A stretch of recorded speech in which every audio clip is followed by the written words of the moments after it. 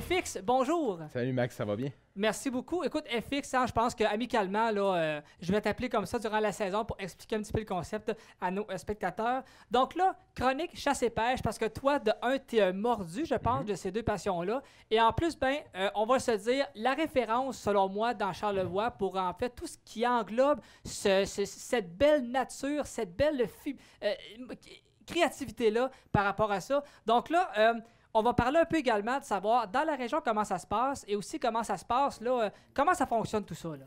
Ben d'abord, Maxime, merci de l'invitation pour ce segment chasse-pêche.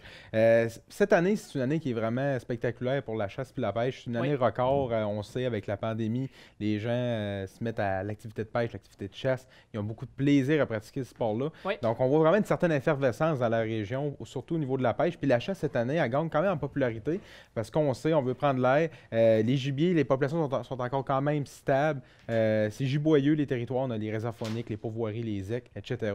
Donc, il y a de quoi à faire de très intéressant pour récolter une belle bête ou sinon juste pour passer du bon temps en famille. Également, au niveau de la chasse là, sur la région et aussi même au niveau de l'économie, je pense que ces sports-là ont un impact important dans ces deux créneaux-là. Au niveau économie, là, comment est-ce qu'on peut bien là, structurer ça, ces sports-là?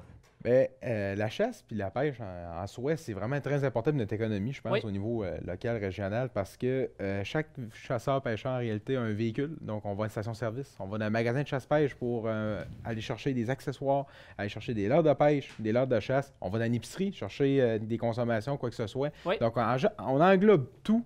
On va chercher vraiment tous les petites parts de marché. Fait qu'il y a des retombées un peu partout à cause de la chasse et de la pêche. Le poisson. Qu'est-ce qu'on peut pêcher? Moi, écoutez, en pêche, je ne suis pas très connaisseur. Je connais juste le doré, qui est très, très bon également à manger. Oui. Mais dans la région, là, des fois, j'entends parler de la pêche à la mouche. Qu'est-ce qu'on retrouve ici là, pour ça? Bon, dans la région, ce qu'il faut comprendre, c'est qu'on a, on a des courants saumâtres. Donc, dans le fleuve Saint-Laurent, il n'y a pas beaucoup de pêche à faire. Par contre, en rivière et en lac, on peut prendre du saumon d'Atlantique en rivière. En lac, on parle de l'ombre de fontaine, de la truite mouchetée, autant de gêne que de la truite qui est ensemencée par les pourvoyeurs. Oui. On peut la pratiquer autant dans les réserves fauniques que parcs nationaux, dans les ecs, dans les territoires proches. Donc, en gros, c'est la truite et le saumon dans le coin. Au niveau de la chasse, maintenant, là, je ne sais pas, il y a de l'ours, il y a du caribou. Est-ce que c'est ça aussi qu'on retrouve dans la région comme Dans telle? Charlevoix, on a beaucoup plus de choix, on a beaucoup plus de latitude pour pratiquer la chasse parce qu'on regorge plusieurs beaux habitats giboyeux. Donc, on a l'orignal, le chevreuil, on a de l'ours. On peut faire du petit gibier qui est ouvert depuis samedi dernier. On peut pratiquer aussi la chasse aux oiseaux migrateurs, le canard, l'outarde, l'oie blanche. Donc, on a plus de choix dans la chasse, c'est super intéressant. Puis, c'est surtout très accessible. Et cette année, pour les gens qui pratiquent ces sports-là, là, je parle autant local que touriste, là, je vais un peu prendre les deux contextes parce que c'est important. Est-ce que la pêche et la chasse, c'est bon cette année-là? Est-ce qu'on a un produit là, vivifiant, si vous me permettez le terme? Au niveau des pourvoiries, ce que je peux dire, c'est que ça n'a jamais été autant occupé que ça dans la région de Charlevoix. On en reçoit un peu les échos de vestiaire, si on veut, les feedbacks. Merci de ce jeu de mots. Les échos de vestiaire de nos pourvoyeurs, la qualité de pêche est là. Il y a beaucoup de demandes. Nos réserves fauniques sont très giboyeuses, les parcs aussi. Donc, pour la pêche, c'est excellent. Au niveau de la chasse, ça commence tranquillement dû à la température. On a un automne très hâtif au niveau de la température, c'est très chaud encore. Mais au cours des prochaines semaines, il va être intéressant de voir l'évolution de la chasse en raison de la saison des amours des orignaux, qui peut peut-être aider parfois les chasseurs à récolter la bête convoitée. La saison des amours des orignaux. Oui. OK, c'est spécial.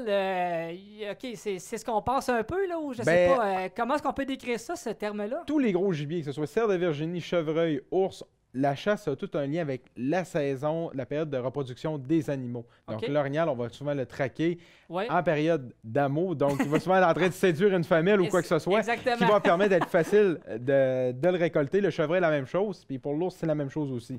On est souvent dans des périodes d'accouplement, donc l'animal est beaucoup plus actif et pas en mode nutrition ou en mode de repos. Là. OK. Et pour faire ça, là, la chasse et la pêche, à quel endroit précis là, on peut aller? Là, on a parlé de lac, on a parlé de rivière. C'est quoi les meilleurs spots là, pour faire ça? Bien, écoutez, dans Charlevoix, les meilleurs endroits, ça, on se décide, on va à la chasse au petit gibier demain matin, on veut s'installer un bel endroit. Oui. Nos zones d'exploitation contrôlée, qu'on appelle les ZEC, très accessibles, à prix abordable. On a aussi la réserve faunique de Laurentides, qui est au nord de la région, oui. Très accessible, c'est abordable, c'est très giboyeux aussi. Sinon, on a nos pourvoiries, les pourvoiries de Charlevoix qu'on peut consulter, super intéressant.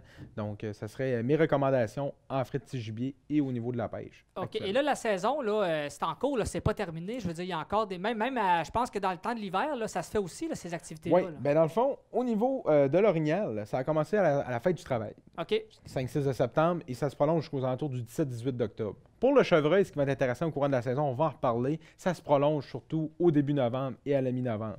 Pour ce qui est du petit gibier, ça commence en fin de semaine dernière, le 18 septembre, et ça se prolonge jusqu'à la fin novembre pour le meilleur de l'activité. Okay. Puis il y a le piégeage aussi durant l'hiver avec le colletage du lièvre. OK. Donc, ce que je comprends, c'est qu'il y a encore des belles journées et encore du très, très beau temps pour pratiquer ces sports-là. Oui, la saison est encore jeune. Le meilleur s'en vient. Et voilà, comme tu l'as dit. François-Xavier, merci beaucoup pour cette première chronique. On a cassé la glace, pour reprendre le terme un petit peu du hockey, et on aura le plaisir de t'avoir comme ça à toutes les émissions pour faire un segment, voir un peu, là, et plus ça va aller, plus qu'on va un peu monter dans ce que j'aime le dire, là, le cric-crac-croc de la chasse et de la pêche. Ça va être super intéressant. Dans le technique. Merci beaucoup d'avoir été là. Bien, merci à toi. Merci.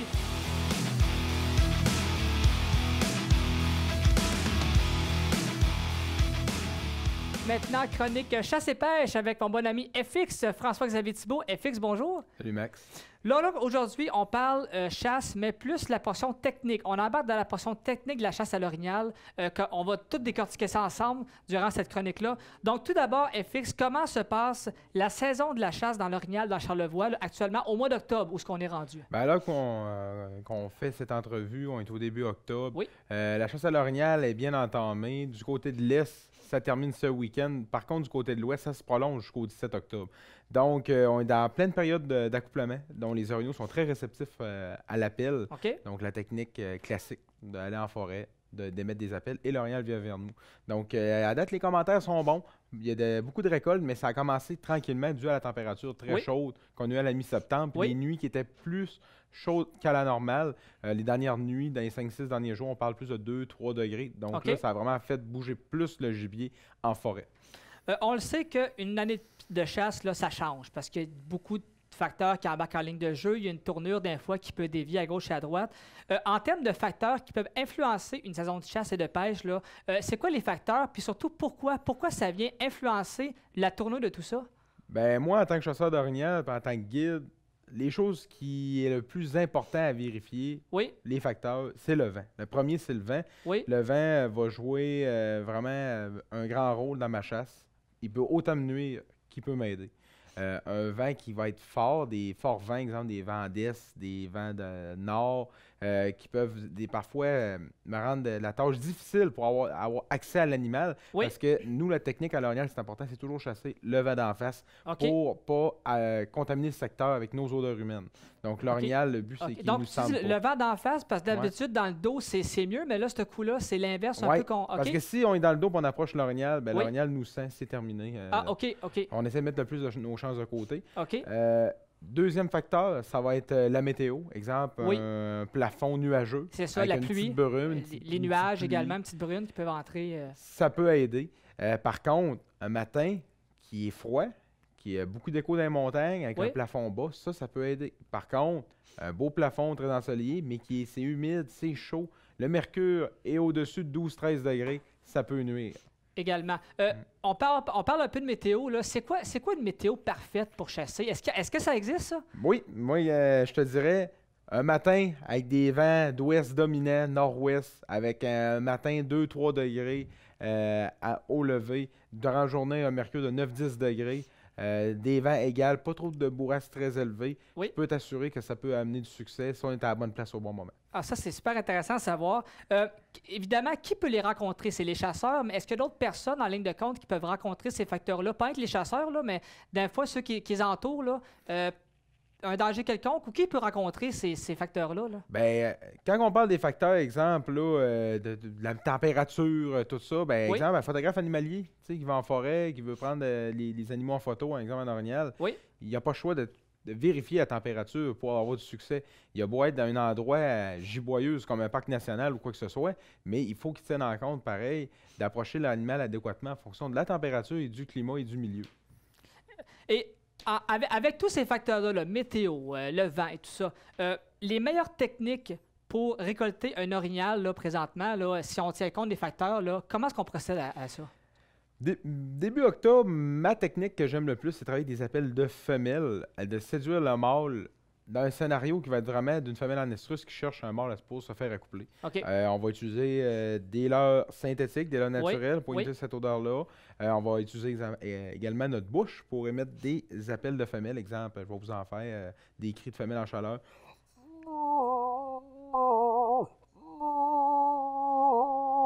Vraiment des plaintes douces. Mais au niveau du son, c'est pas un son qui est criant, hein? C'est un son quand même diminué. Non, c'est vraiment... Le monde, souvent, ils disent « faut caler fort, faut caler fort, faut caler fort, faut que l'orignal nous entende à 3 km. » Les orignaux sont très discrets. C'est des appels souvent plaintifs, mais à bas volume, dans des habitats souvent très rapprochés. Ils veulent juste indiquer leur présence. Puis là, ça va évoluer en fonction de l'intensité, si sa femelle est en chaleur ou elle n'est pas prête.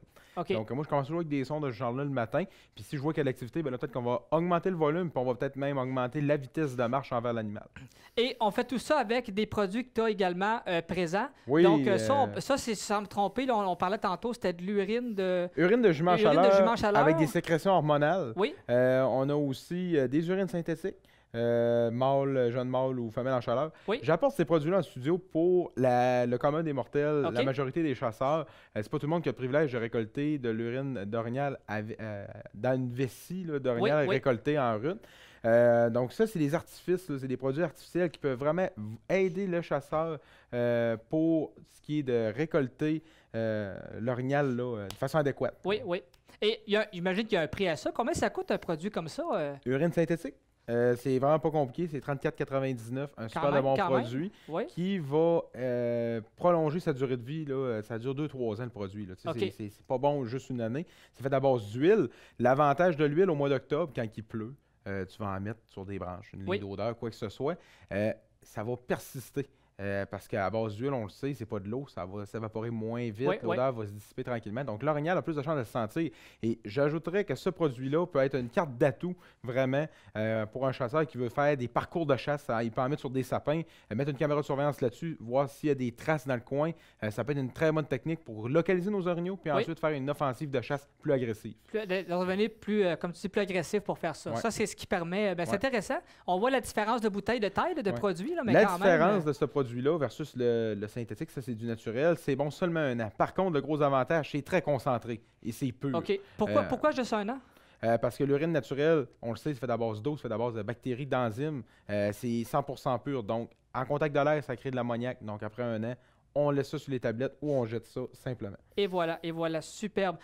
Avant de terminer, FX, est-ce que tu pourrais donner 2-3 trucs rapides pour les chasseurs là, quand on est en pleine action, là, comment se débrouiller? Actuellement, il faut être très patient. L'orignal, souvent, a été déjà traqué par certains chasseurs à la mi-septembre, dans la période d'accouplement.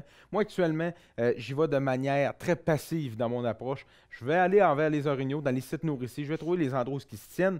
Je vais commencer avec des cris de prise de contact. Exemple, une femelle qui parle à son veau, des sons.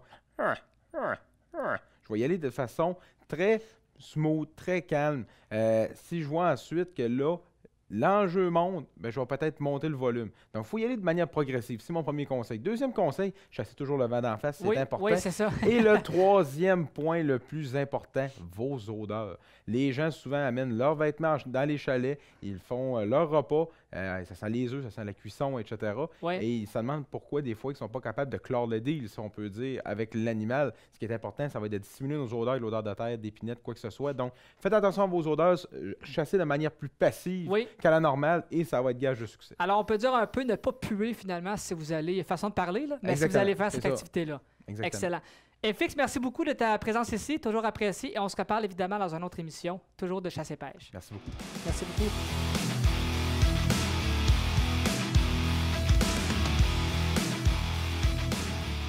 Et c'est parti pour l'émission Le Vestiaire avec notre chronique Chasse et Pêche et mon invité François-Xavier Thibault. FX, bonjour. Salut Max. On parle de technique également de chasse et de pêche. Donc là, aujourd'hui, on sait que la chasse à l'orignal est terminée. Oui. La bonne nouvelle, c'est que la chasse au chevreuil, elle, va commencer bientôt. Et on le sait que cette petite bête-là, évidemment, comme tous les autres bêtes, ça a des comportements et des habitudes de vie. Tu peux nous dire quoi sur ces deux éléments-là par rapport au chevreuil? Ce qui est important de comprendre, le chevreuil, il y a des mœurs complètement différentes de l'orignal. Oui. OK, on parle vraiment d'un animal qui est beaucoup plus sédentaire. Il va être nomade en période d'hivernation, dans les ravages, mais en période avant le rut, en période régulière, pour lui, il va se tenir dans des petits habitats. Okay. Le chevreuil, il faut comprendre, c'est un animal qui va suivre les cultures, les nourritures, tu sais, des cultures de soya, de maïs, d'avoine, etc. Il a besoin d'un couvert sale pour se sentir en sécurité et il a besoin de bons sites de repos. Donc, actuellement, à la mi-octobre, on est dans une période qui est comme critique parce que le pré-rut s'en vient à grands pas. Autour du 25-26 octobre, les mâles vont commencer à faire des grattages pour aller chercher les femelles en chaleur, voir les odeurs un peu en forêt. Aussi, ils vont essayer de trouver les autres mâles, leurs congénères, pour faire des combats, pour créer un peu une hiérarchie, si tu veux, en forêt. Donc, présentement, ça bouge quand même pas si mal en forêt. Et aujourd'hui, on va parler des techniques qu'on va pouvoir utiliser pour leurrer le chevreuil. Absolument. Mais là, on parle, là, on comprend que l'animal, là, le chevreuil, c'est quand même une bête intelligente là, avec les énoncés que tu nous as dit. Là, ça a un flair bien développé. Là. Ça a un flair autant au niveau olfactif, au niveau sonore qu'au niveau visuel. L'orignal, on peut le berner avec les oreilles, avec le nez. Par contre, au niveau de la vision, c'est très facile aussi. Mais le chevreuil, c'est une bête nerveuse, très difficile d'approche. Donc, il faut être beaucoup plus passif dans notre approche. Il faut chasser à l'affût, soit sur des sentiers de chevreuil ou sur des sites d'appâtage. Parlant de chasse, toi, là, justement, quelle technique tu utilises présentement pour faire ton approche et pour faire de la capture même? Bon. Pour le commun des mortels, pour une chasse au chevreuil adéquate dans Charlevoix sur des petites terres privées, de manière réaliste, on va faire un site d'appâtage. La technique se situe à être dans une zone de transition, un site nourricier avec un site de repos, une place propice à un chevreuil. On va faire un site d'appâtage. Le site d'appâtage, qui est très important, c'est de le faire de façon adéquate avec des produits de qualité. On va mettre des produits olfactifs pour qu'ils trouvent notre site. Ça va sentir très fort les pommes, ça va sentir les odeurs fruitées. OK, donc une odeur bien développée qui est importante vu la cause. Là. C'est important que ça sente. Là. Puis ce qui est important de comprendre, c'est pas des odeurs provocatrices, c'est pas des odeurs sexuelles, c'est des odeurs olfactives de curiosité. Donc, j'ai amené en studio mes coups de cœur, mes produits que j'utilise depuis 4-5 dernières années et quelques nouveautés. Donc, le premier produit que je vais conseiller, je ne l'ai pas en studio, c'est des carottes et des pommes. C'est le produit le plus commun. Le classique, ça, on va en déposer au sol. Très important de ne pas faire de tas, vraiment l'éparpiller de façon inégale pour imiter vraiment comme si c'était un champ ou des pommiers qui avaient tombé des pommes simplement du ciel. Donc, on étend ça. Ensuite, on peut utiliser, c'est le produit le smog. Le smog, c'est une poudre farinée, c'est poudreux, c'est un produit qui sent les pommes. Ça équivaut environ à 500 livres de pommes. Un contenant de main. C'est assez, tu peux le sentir. Oui, absolument. Alors, ça sent... Oh, ça surprend. Hein? C'est très concentré. Ça surprend, c'est un produit qu'on va lancer dans les airs, ça va être volatile, ça va se pousser dans le vent, donc avec un vent ouest, nord-ouest, des grands vents, ça va pousser envers les sites de repos. Les chevreuils ils trouvent cette odeur-là, puis souvent, ça va les forcer à fouiller où est-ce qu'il y a l'appâtage. Le deuxième produit, ça, c'est ma carte de visite. Ça, ce que je fais à chaque fois que je vois un site d'appâtage, je laisse une odeur qui signifie l'appât. Donc ça, c'est un produit très concentré. C'est un produit de Buck Expert, le Power Scent aux pommes. OK, belle couleur rouge en passant. Oui, c'est un produit, tu peux le sentir absolument, aussi. Avec plaisir. Oui, ça sent une petite odeur de pomme. C'est très concentré. Vrai, ça sent là, vraiment les pommes. On le sent Donc, bien. ce que je fais, je prends mon vaporisateur, je vais en mettre dans le feuillage, je vais faire des lignes d'odeur avec ça proche de mon appât, dans le but de dédrainer un endroit précis. Après qu'il ait trouvé le pot, on en met beaucoup moins. Au début, on en met beaucoup pour qu'il trouve le site d'appâtage. Combien de temps ça reste au sol une fois que c'est aspergé, ça? Au niveau du smog, on parle de 3-4 jours, sans problème. Le produit, comme celui-ci de Power Scent, je te dirais environ 1 à 2 journées s'il n'y a pas de pluie. Sans problème. OK, fait qu'on n'est pas dans les 3-4 heures, là, c'est sur des journées. Là. Petit conseil, on peut même mettre sur de l'écorce, sur une roche, après la gelée du matin, quand ça va dégeler, sur l'heure du dîner, avec les rayons du soleil, ça va sentir très fort. Avec l'humidité, ça va dégager. Donc, ça peut être une très bonne technique à mettre. L'autre produit, c'est un produit beaucoup plus volumineux. Encore une fois, en format liquide, 500 ml. C'est un produit à base de fruits fermentés et d'urine de chevreuil. Donc, c'est un produit qui va sécuriser l'animal, qui sent très fort, c'est puissant. Ça peut sentir à une centaine de mètres très facilement. Donc, le chevreuil peut le percevoir. Je ne te le ferai pas sentir parce que ça sent excessivement fort. Merci beaucoup. Un autre outil qu'on peut utiliser, c'est les caméras de surveillance. Les caméras de surveillance, là, les gens n'y pensent pas, mais c'est un produit qui est très important pour cerner les habitudes de ton chevreuil, mais pour savoir est-ce que c'est un habitat de matin qu'ils vont fréquenter un habitat de soir. Parce que moi, je ne conseille pas de chasser les sites d'appâtage le matin. Parce qu'on a plus de chances de contaminer notre secteur. On a plus de chances de créer des doutes. Parce que les chevreuils, souvent, vont utiliser, je vais utiliser le terme, un bedding, un dortoir. Vraiment plus de matin proche des appâts. Donc, si tu contamines ton spot, ben c'est terminé. Tu viens de perdre tous tes efforts en espace de 20 minutes de chasse. Donc, on chasse de soir sur une bête. Avec les caméras de surveillance, on est capable de voir vraiment le va-et-vient et voir est-ce que j'ai un mâle mature, j'ai-tu des femelles, j'ai-tu des veaux. Ça va nous permettre de faire une bonne stratégie, une belle offensive de chasse. Je termine le tout. Attends un petit peu. Je termine le tout avec de la moulée. C'est un produit à base de noisettes. C'est des produits à base très protéinés.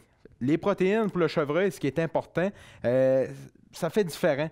Les protéines, dans le fond, c'est que tout le monde met des pommes et des carottes. Si tu mets de la protéine puis des produits céréaliers, le chevreuil a plus tendance à rester à ton appât parce que c'est plus riche en calories et en nutriments, donc il va faire plus de réserves pour l'hiver.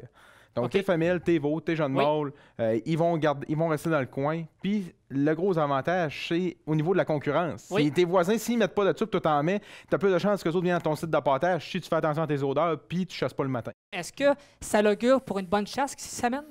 Au niveau des populations, je te dirais que c'est dynamique. Tu sais, dans le sens, il y a pas, c'est pas une situation qui est précaire dans Charlevoix. Le ratio mâle-femelle est quand même bien balancé. C'est dynamique dans le sens qu'il y a des jeunes mâles, il y a des mâles matures, il y a des mâles de 2 ans et demi, 3 ans et demi. Donc, il y en a vraiment pour tous les goûts. On a une population en santé dans Charlevoix due par une faible pression de chasse. Et la chasse ne dure pas 3 semaines comme en Outaouais ou en Chaudière-Appalaches. La chasse dure 8 à 10 jours. Donc, ça aide vraiment à la survie de l'espèce parce qu'on chasse en période de rut. Il est beaucoup plus craintif. Il se déplace moins. Dans les extrémités de la journée, il va se déplacer vraiment quand la température va être propice. Donc, ça y donne des chances. Au mois de septembre, on chasserait le chevreuil. Tu aurais plus de chances d'en tuer parce qu'ils sont très routiniers avec les sites nourriciers. Tu irais dans un champ de maïs, tu mettrais des carottes, tu aurais plus de chances de tuer qu'au mois de novembre. Parce qu'au mois de novembre, ce qui court, oui, c'est la nourriture, mais c'est les femelles. Si tu n'as pas de femelles dans ton coin, tu as moins de chances. C'est ça. Là, donc, encore une fois, il y a les facteurs, la météo, qu'est-ce que tu utilises, les décisions. Il y a tout ça qui rentre en ligne de compte. Là, on voit justement, on en parlait au début, la technique. On est en plein dedans, puis là, on a la preuve. FX, merci beaucoup. Je me sens déjà meilleur en écoutant les conseils. Honnêtement, je pense que c'est des bons conseils que tout le monde doit s'approprier. Ça me fait plaisir. Merci beaucoup, FX.